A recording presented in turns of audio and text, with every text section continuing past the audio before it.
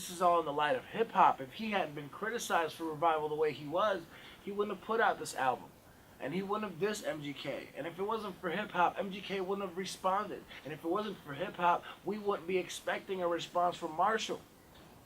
This is the greatness that hip hop brings to the table. There's no other genre in the world that challenges its artists to rebuttal with the art that they make a living from. Of the 20 people that Eminem dissed in his new Kamikaze album, I think MGK might be the only one that is able to even rebuttal. And I think we saw that with Rap Devil. Now, before we even get into the details of this record, I do want to discuss two things and preface this episode with saying, one, rap beef is not about complexity of bars. I don't want to hear a rap beef record that is super complex and I have to break down what you're saying. Rap beef is about attacking the opponent's ego, his pride, his character, and who they are as a brand. This is the reason why the Drake and Pusha T beef got so serious so fast, and it had to be deaded because it was going to cost people a lot of money, because apparently both parties had some substantial evidence and information that could be detrimental to each of their monetary gains from their brands and their careers and their music. Now, the second thing I would like to say is, stop it with the double standards. Listen, the idea of comparing two white rappers beefing and calling it white on white crime is super insulting to the fight that we have and the struggles that we are facing with our black community and black on black crime. And the mayonnaise tartar thing, that shit is super, super lowbrow racist. So please, let's stop those terms, because as much as those are being used with comedic value, if a white dude was going around calling black people barbecue sauce, that motherfucker would get shot in the face. So please stop the bullshit. You can't dead racism with racism. The diss record, Rap Devil by MGK, the only person, completely honest with you, that we would even want to hear this record from. Like, we don't want to hear Lil Yachty or Lil Pump going to Eminem. I'm not buying that shit. I'm not listening to that shit. And to be completely honest with you, nobody wants it. It's not that they're scared. It's not that they won't. It's that they can't. They don't have the ability, the skill, despite being quote-unquote rappers. This is a hip-hop rap, the sport of rapping, the sport of putting together words to compete with a top-tier MC like Eminem. It would be laughable at best. Now, the record starts off with "Your beard is weird." Facts. Now, if you don't know, the beef started in 2012 while MGK was 22 and Eminem's daughter was 16, and MGK tweeted that she was hot. And with all due respect, even though Eminem is a king, that was an attractive girl, I guess. And even though the tweet seems a little Tekashi R. Kelly-ish, it was 6 years ago. So, I can't recall where MGK was at the time.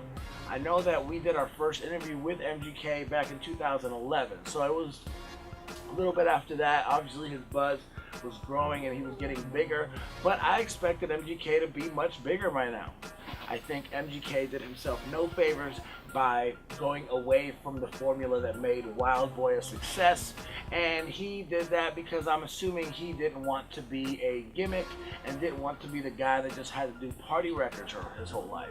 Now, MGK does a smart thing and he compliments Eminem as to say, "I'm not overlooking you as an icon and a legend. You are one of the greatest rappers and somebody I considered an inspiration in my life, yet I'm still coming at your neck."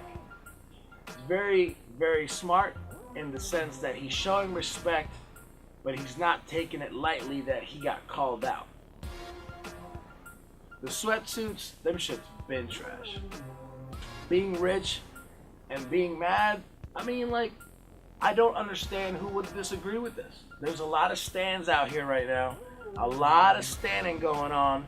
A lot of people refuse to give MGK credit because their boy Eminem is against the ropes. And though Eminem I still think is extremely talented and maybe much more dynamic lyrically, MGK didn't even go double time on this record. The beat is dope, the hook is solid, although I didn't like the auto-tune on the hook, but the content is there. He attacked Eminem in all the places where he needed to attack Eminem to blemish and discredit who he is today. His last 4 albums, Relapse, Recovery, Marshall Mathers LP, and Revival, all subpar, if not trash. And, you know, give him credit. He was trying to give the people motivational, inspirational, uplifting music because that's what he needed. But the people don't want that shit, man. We're a society that thrives off negativity and ignorance and bullshit. It seemed like he was trying to indirectly attack the idea that Eminem, you as a grown man can't even handle your vices. You can't smoke, you can't drink, you can't enjoy your life because the things that you grew up enjoying your life with, you can't control because they control you. And he didn't say that in the record because I think he would have caught flack for it, but I think the behavior in the record, there was some smoking lines in there, and the way he was communicating with the camera seemed to be very directly targeting the idea that Eminem is an addict, a recovering addict, and he cannot handle his party. Blackballing of MGK. He mentioned a lot of things about Eminem going behind the scenes and trying to undercut him and to limit his growth and his progression as an artist. Like I was saying earlier, I expected MGK to be a lot bigger, a lot more popular, and a lot bigger brand by now, and maybe that's the reason why it's not. Which brings up the next point of the Yellow Wolf line where he mentions that he's on a Yellow Wolf album and to please not take him off. This is really smart, and if you know anything about the relationship, you know that MGK and Yellow Wolf used to have some beef, probably because they're both white rappers and they both rap fast. It was really smart on his part because now, if that record comes out and he is not on it, then we know as the people, as the fans, that Eminem is for sure, and in fact, limiting MGK's progression as a bitter icon legend who obviously has an issue with this kid that is just trying to put food on his plate. Because, you know, Not Afraid, when that shit came out, we wanted to support it, we wanted to rock with Eminem, but we knew it was cheesy, we knew it was corny, and we knew that it wasn't going to get better anytime soon. Now, of course, he ends the 3-verse record with the line about Kim, where he indirectly also disses G-Eazy, saying, I already fucked one rapper's girl this week, don't make me call Kim. It was a great closer. It really let me know that he carefully penned this thing and put this thing together in a way that he was going to slowly but surely through each verse really tear the skin back, a lot like Pusha T did was going to with Drake, and really attack Eminem in the places and the pieces of his branding, ego, image, and character that he could actually attack.